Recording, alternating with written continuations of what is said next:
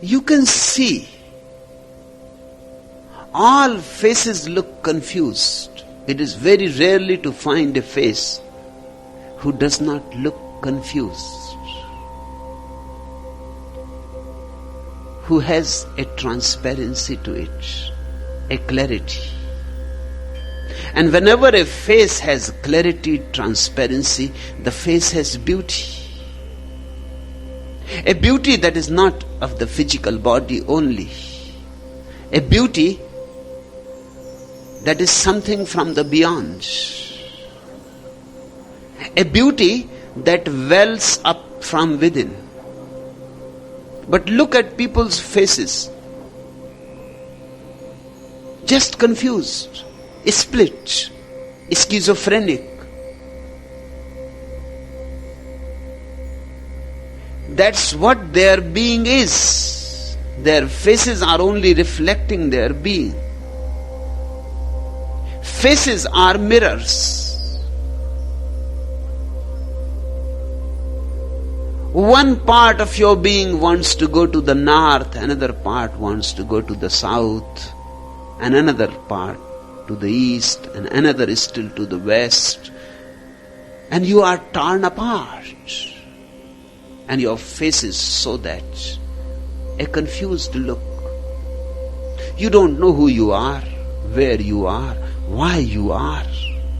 Everything seems to be just accidental. You feel like a driftwood with no direction, with no sense of direction even. Where are you going? Why you are? For what? The question mark is there on every face. And the reason? Kabir is right. The reason is you have not looked at the deepest core of your being, where there is a space, a center of the cyclone, a space which is indivisible. In fact, that space known makes you an individual. Individual means indivisible. One who is not falling in parts. One who is one piece. And that center is there in everybody's being, but you never go there. And even if sometimes the desire to search within arises, you start again searching outside. Somebody goes to Kaaba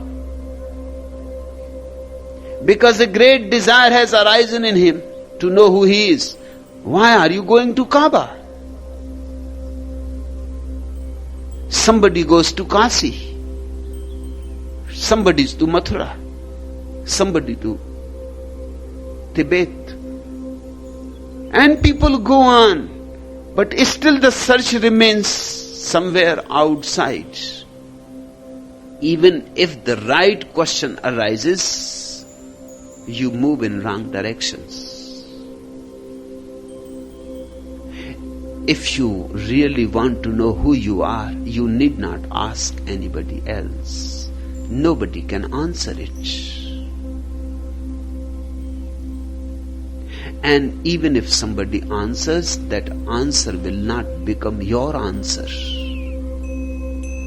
That will become at the most information, but not knowing. And information is futile, because you will interpret the information according to your own mind. You will read Gita, you will read Quran, you will listen to great teachers, but you will understand according to your own mind. You will translate everything according to you, according to your level of being. And then all gets lost. Not only the information will be of no help to you, it will create more confusion in you. The more a learned person is, the more confused he is. If you read the Vedas and the Quran and the Bible and the Dhammapada, you will become more and more confused. Because each Buddha says in his own way the same truth, but said in millions of ways. But you will not be able to understand the truth because you don't know what the truth is.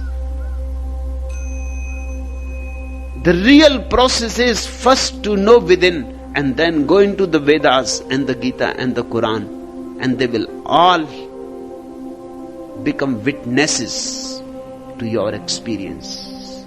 They will authenticate your experience.